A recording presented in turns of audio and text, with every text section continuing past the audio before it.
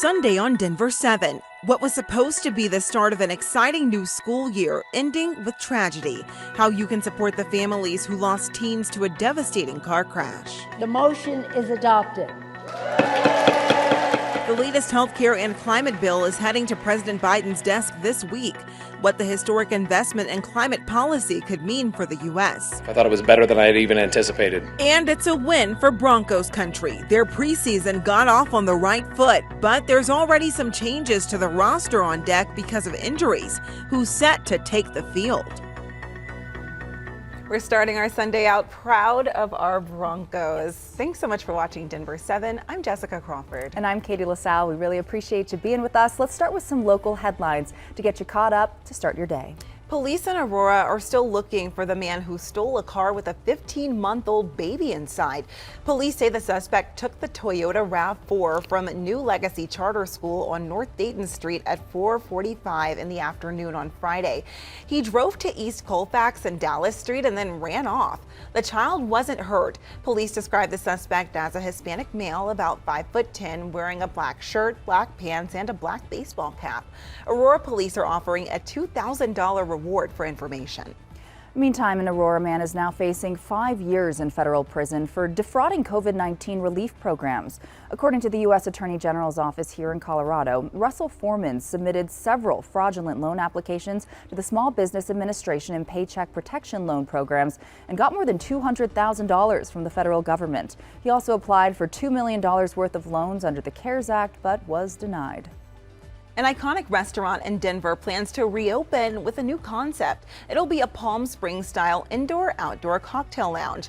Tom's Diner closed in March of 2020 with the owner looking to sell. Then they got an offer from the firm GBX based out of Cleveland, Ohio. It specializes in preserving historic real estate in urban areas. Now Tom's Diner is looking to hire staff to bring the new vision to life. The owner's hosting a job fair today and Monday from 1 until 4. They plan to hire about 40 people, and if all goes well, they're shooting for a Labor Day weekend opening. Exciting times, and taking a live look at Empower Field over Mile High.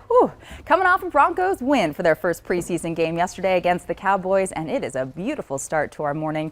All is quiet and calm there now, but outside this morning, crystal clear over Rocky Mountain National Park. Long's Peak looking nice and majestic this morning. If you're heading out the door, it's going to stay mostly sunny for the first half of the day, but do anticipate the chance for widespread scattered thunderstorms later on this afternoon and evening. Right now, though, it's mild. We're in the 60s from downtown through Littleton up to Firestone and out to the airport. Starting off our morning in the 40s to low 50s into many of our mountain towns. Taking you through our metro hourly planner, it's going to be one more very warm day. Expect temperatures to climb to the upper 80s by noon, topping out in the low 90s for today. Low 90s Highlands Ranch into downtown up through Erie. Boulder looking at 89 for a high.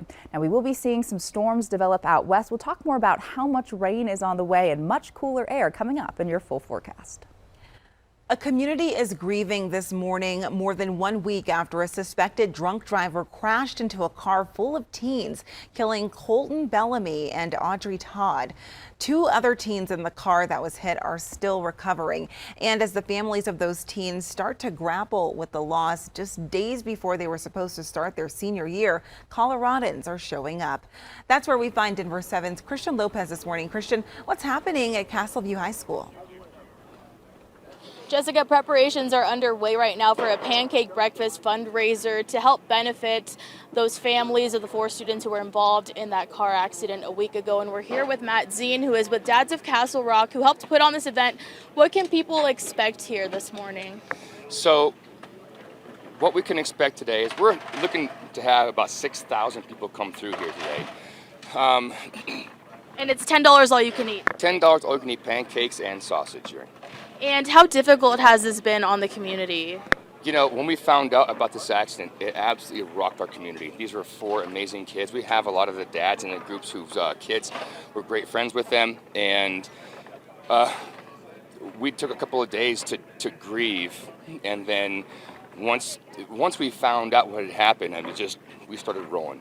Yeah, and you've already raised $60,000. This is before the fundraiser today. Right, we've raised almost $60,000. We expect on eclipsing $100,000 just with businesses helping out and continue more donations coming in. Yeah, we can see all of the volunteers out here who are helping put this on this morning. And so you are expecting thousands of people here today. And it starts at 8, right? So it's 8 o'clock. Yeah, we're going to make probably 10 to 14,000 pancakes today. Yeah. And it's going to go until noon. Until noon, right. And then if we have folks here past noon, then we'll keep going until they stop coming. All right, thank you so much, Matt. We appreciate it. So if you want to come out here, this starts at 8. Again, it's $10 all you can eat, and it's going to benefit those families. I'm going to send it back to you guys. Christian, thank you. The community really supporting those families in their time of heartbreak. Thank you, Christian. An Aurora woman has been missing for more than a year, and new information has her family hopeful that they'll get some answers. So this is Felicia Martinez. She has cerebral palsy and uses a cane or a brace to walk. The Colorado Bureau of Investigation says her hair was dyed half pink and half purple when she disappeared. Her family was one of several at the CBI Missing in Colorado annual event on Saturday. Help was available to the families of more than 1,300 missing people throughout the state. Her siblings and 13-year-old daughter say she never would have left her family, and they're scared for how her condition may have progressed over the last year.